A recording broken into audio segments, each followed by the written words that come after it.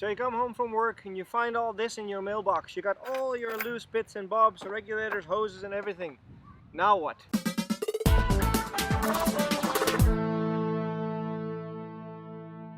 Hi and welcome to another episode. In this episode I'd like to go over how to assemble your DIR regulator setup for a twin set. And we'll also hint on what it's like to do it for a single tank. It's basically you only have one first stage. That's easy. So let's start by collecting all the things you need. You're gonna need some hoses. So you're gonna need a 2m10 hose. You're gonna need a hose for your primary regulator. Obviously, you're gonna need about 50 to 60 centimeters hose, low pressure hose for your necklace. You're gonna need about 50 to 70 maximum centimeter hose, high pressure hose for your SPG. You're gonna need a inflator hose for your wing that's matched to the same length of your inflator, low pressure inflator on your wing. And if you use a dry suit and you feed the dry suit from your regulator, you need a dry suit hose, which is a little bit longer, about 80 centimeters, maximum a meter. This one is a little bit long because it's my private one, my personal one, and I also use this for an air gun, so that's why I need to have it a little bit longer, but it's too long for normal use. So that's for the hoses. You need an SPG, a nice little brass one like this. This is, I think, about 50 centimeters or 50 millimeters in diameter. The brass one is nice and heavy duty and strong, and obviously one of these swivels. 2 single-ended bolt snaps, don't have to be that big. One is for the SPG and one is for your long hose. 2 pieces of string, it's just cave line, 1.5 millimeters to attach the clips to your set. Your necklace, a bungee, piece of string, that's around this size, and a new zip tie to put the string on the second stage. A little 4 millimeter hex key to take ports off. Some brands have a 5 millimeter hole, so make sure you check. Then you need an adjustable spanner. This one is very nice. It's called a parallel spanner because the jaws move parallel to each other. It's easy to adjust from different sizes. Usually it's about 14 millimeters. Sometimes they're bigger, so do your check. A normal little fork wrench also works. I like this one. Tiny little snips to cut off excess line, and these do an amazing job of cutting off the zip tie, so it's nice and flush. A lighter also for the string, and some O2 compatible lube, crystal lube, anything pearl fluor based lube. And obviously, finally, you need your regulators. I got these nice ones in the boxes. I don't think I've ever done an unboxing, so this is the first, although I've had opened the boxes before to look inside. But basically you need 2 second stages, very nice ones. We are brand neutral here at UTD, so the make doesn't really matter, as long as it's a good quality, and you can configure it in the way I'm about to show you. Some brands have different than industry standard connectors on their second stages, and just be aware that you're less flexible when it comes to doing in the field repairs or swapping of broken equipment. So keep it as standard as possible is my advice to you. But in a way, all regulators are nowadays are fine. So it doesn't really matter what make it is. Just make sure they fit in your budget and they're of good quality. When you get these out of the box, there's a hose on them. Now the hose is usually too long for normal diving. In this case it's a 1 meter hose, so that's someone who's thought about it, because that's a perfect length for a stage or a deco length. In this case we're setting up back gas, so we'll take the hoses off, but we'll keep them anyway. Some regulators come with these rubber thingies on the hoses called hose protectors. I always take them off because they actually hurt your hose more than protect it, ironically, because it's very hard to rinse inside this, and this end usually sits on the end that screws into your first stage, So what ends up happening is all this here corrodes very badly, and it's just a pain in the ass. If you route the hoses correctly and just be mindful of the stresses you put on them, this one, they do nothing. So take them off, no point.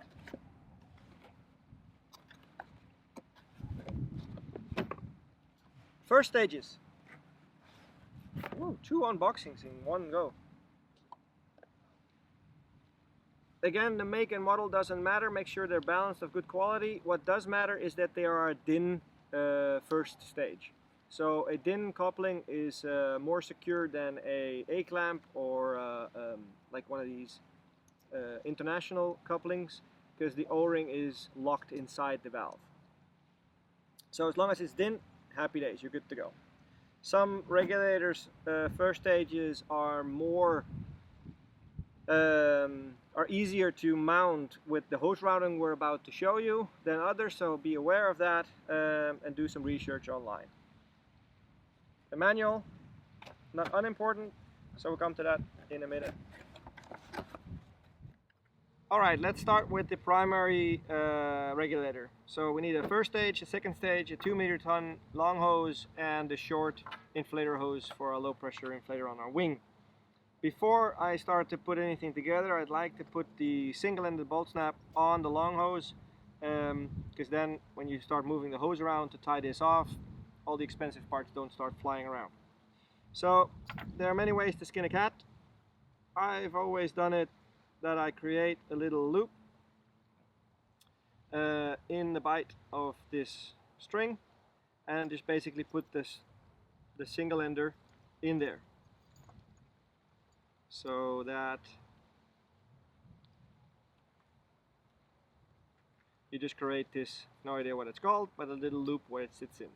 Now if you look at this, it has a little natural hole here, and here it's over. So I like to place this one on top of the long hose. Now the placement of this has to be roughly a hand's width minus your index finger away from the second stage. So imagine if the second stage is on there and you grab that hose, obviously from the other side, your index finger and thumb end up just being over the single ender.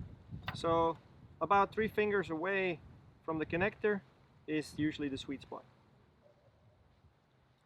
Then I hold down the knot and the single ender with one hand and then go twice over and through the port on the single ender. 1,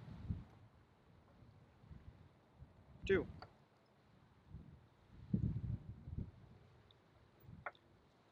That makes it 3 total strings here. Then the last one goes in front of the single ender here, and you just hold it tight. And then you take the other side. 1, 2.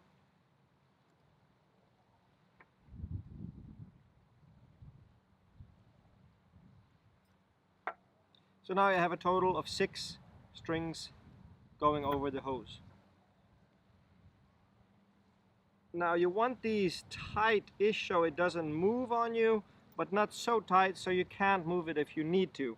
So it's a bit of trial and error, and obviously has a lot to do with what kind of hose type you're using. But make a simple knot on this side, just tie a simple knot, and then move the whole thing over, and we do a double knot on this side, double figure 8.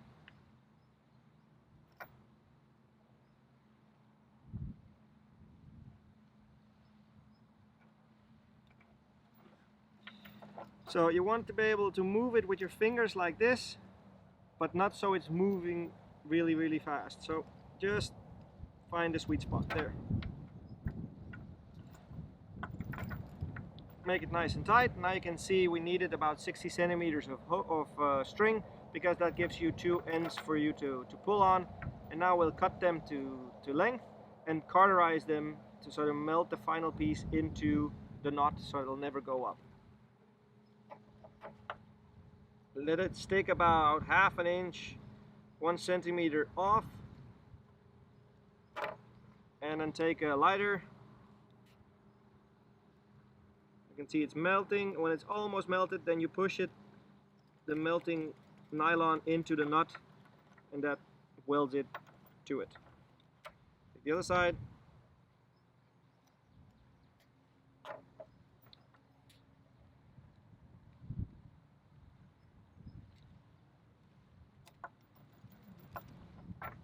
There we go.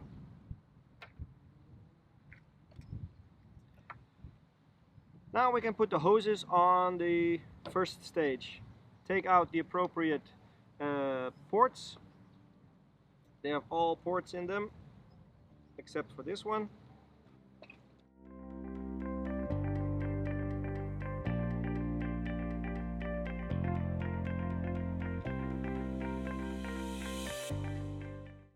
And we'll connect the long hose.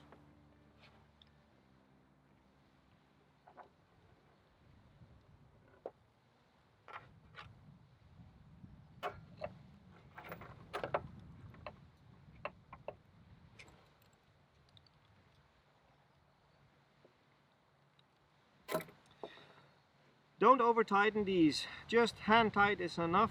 Do not lubricate these O-rings either, because the only O-rings you need to lubricate are the ones that are in motion, the dynamic O-rings. These are static, so don't lubricate them. Just tighten them up just so they're snug. Don't go overboard. Almost ready. Let's add the second stage. Make sure the O-ring's in place, nothing is there, and twist them off. Again, also these, just make sure they're just snug on there. It doesn't need to be super tight.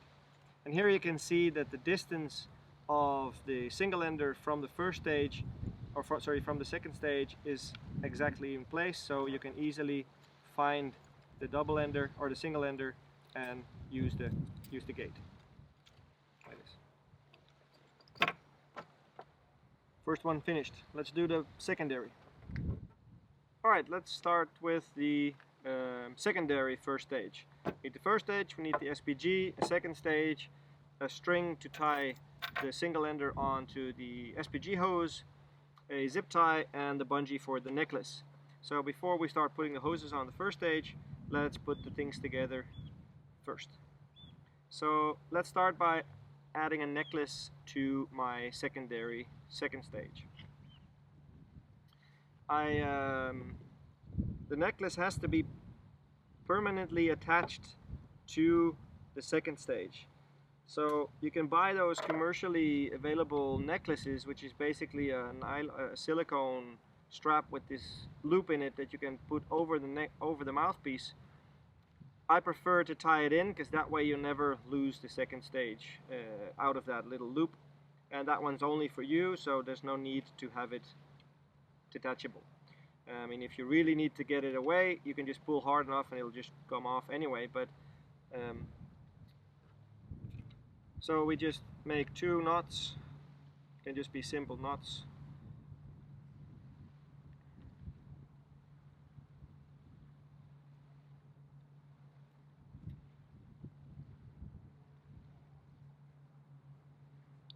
Like this. And then we put the zip tie on. Don't close it all the way. We take the bungee on one side and on the other side.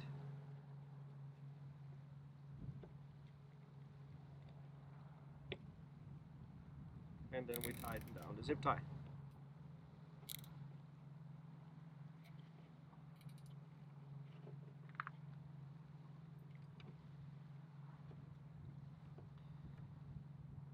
These tiny little side cutters are super good because get that up in a minute, because they really flush cut that piece that's sticking out of the zip tie and doesn't cut your lips up. So this is finished.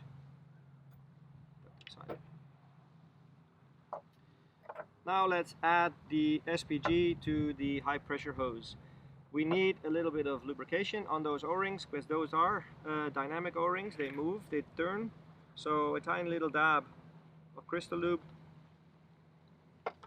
on each O-ring and gently insert them there. Take our high pressure hose and insert them there.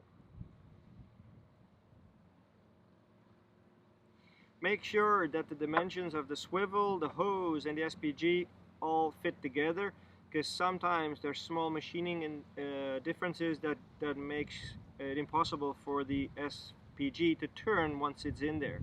So make sure that it's compatible when you're using it. This one twists fine. Again,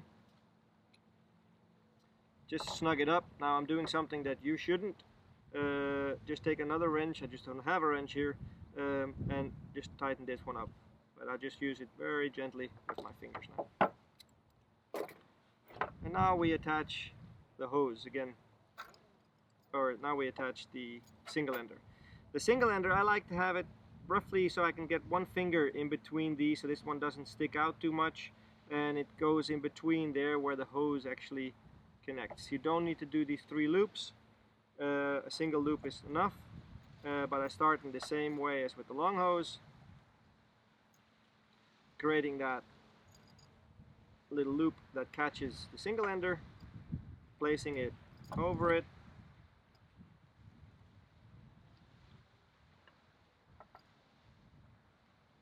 once over and through, and once over and through. Let them fall in that little recess.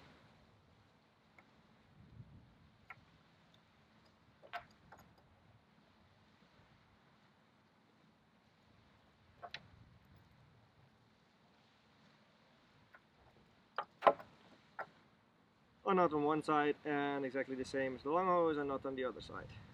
Oh. A knot on one side and exactly as the long hose, a knot on the other side.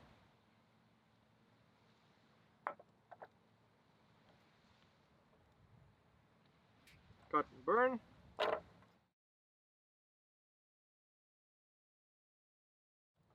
This way it's mounted with a nice exact distance, and because you use the little recess in the hose, it doesn't slip up, and actually keeps that nice and clean. Replace this every so often if you need to. There's a video on this channel called Tips and Tricks. In that video I'll show you a small trick on how to manipulate this hose when it's behind you, and also when you have stages and stuff like that. It's easy this way to manipulate it. Okay, all the hoses are done. Let's put the second stage on the hose.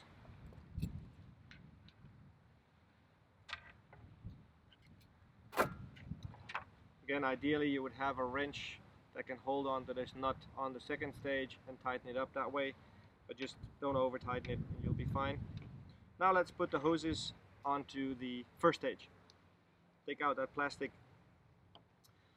port in the one. Now we'll have to look at where do they go. So we'll mount this on the left post. So we need a hose to go to our dry suit in this case. So that's one of these side ports. Then we need a high pressure port available for the SPG, and that's this one. And then we need the necklace.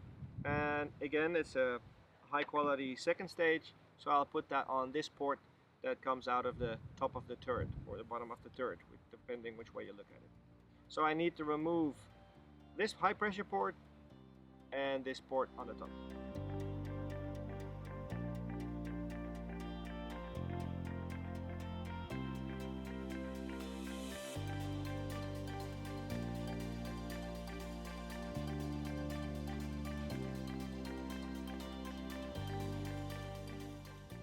The length of this necklace hose depends on the configuration of your first stage. If you have one of these first stages where all the ports are on the bottom, your hose has a longer route over your right shoulder. It goes down and up and around your right shoulder. Then you might want to have a little bit longer hose of this one. In this case, it's just going to go straight up and around, so this should be alright. Quick way to check it is when you're wearing your equipment under the water, to put in your necklace, look to the left. Can you comfortably look to the left? And then the hose is at the right length. Make sure it's not too long, because this is just annoying with the long hose on the right shoulder. So finally, let's put the SPG in place.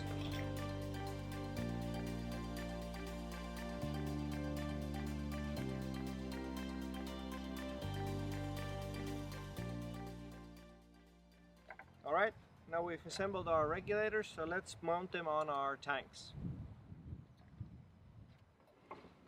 I told you I'd come across, or I'd cover how to do it on a single tank, and that basically means that you combine all the hoses on one first stage. So necklace, long hose on the same side, on the right side, inflator and dry suit inflator on the left side, SY, so SPG. So I hope that makes sense. If not, just post a link or post a question in the comments and I'll answer it there. Let's start with the secondary first stage.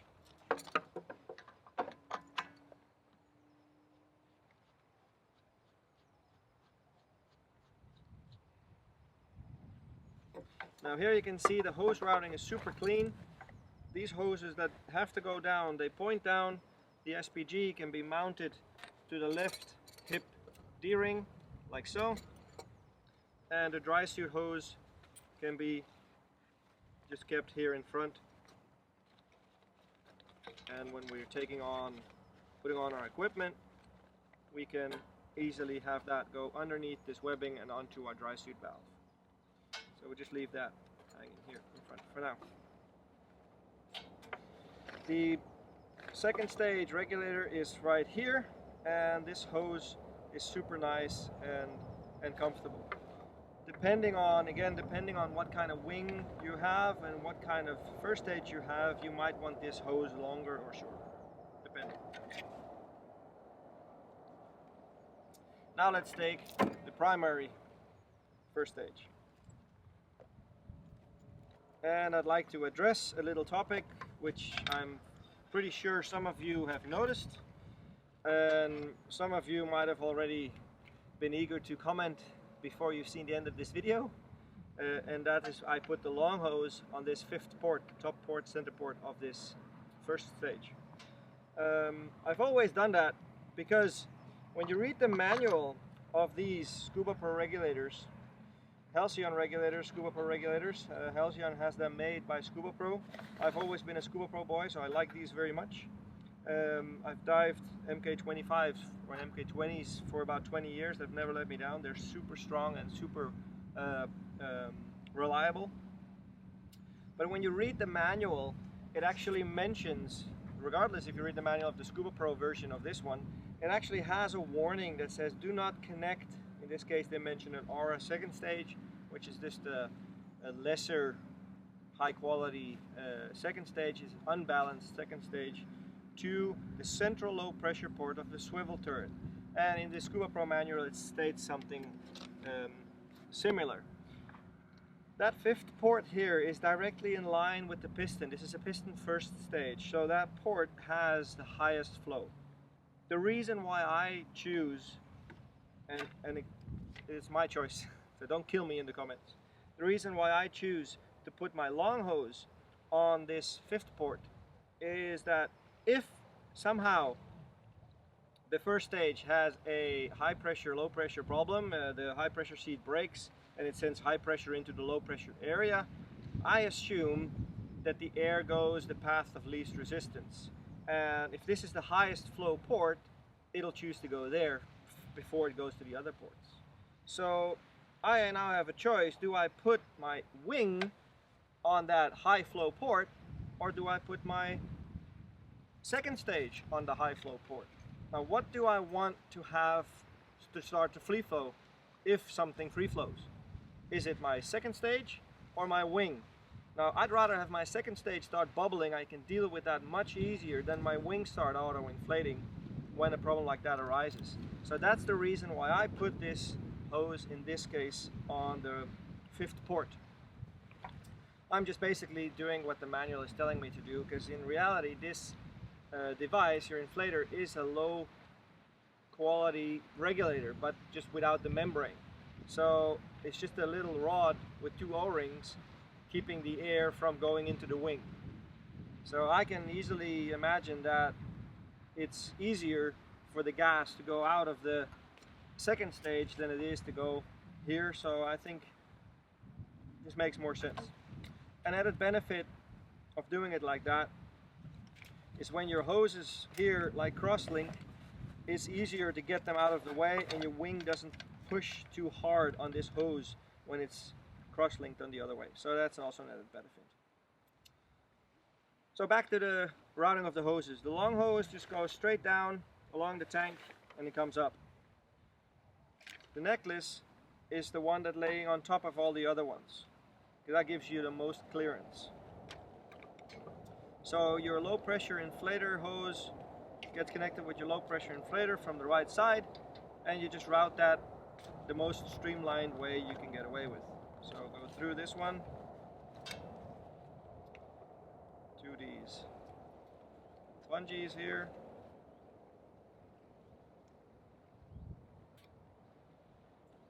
Keeps it nice and clean.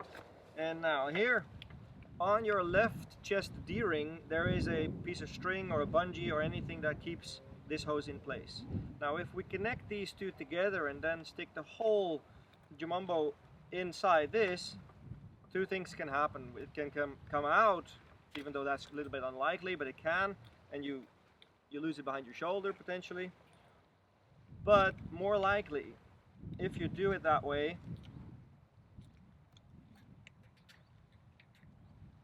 and somehow that string or bungee or whatever you're using is getting caught here, and you lift up this one to dump your gas, you potentially disconnect that low pressure inflator, which is obviously not a good thing. So either you stick the corrugated hose of your low pressure inflator through that bungee and then add the other one on top.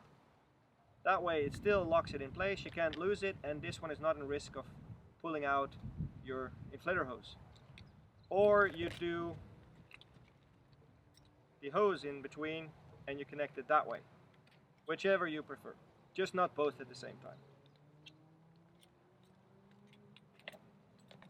I prefer this one because it's the least amount of risk involved with this one catching this hose and pulling it off. And here you can see the length of the hose is just sticking past the D-ring, so that makes it for easy access and ease of use. And imagine this is on you, your shoulders are about this high. It takes very little effort to get this in the highest position, and there's a lot less chance of creating a siphon. Now, the longer this hose is, the more siphon there is.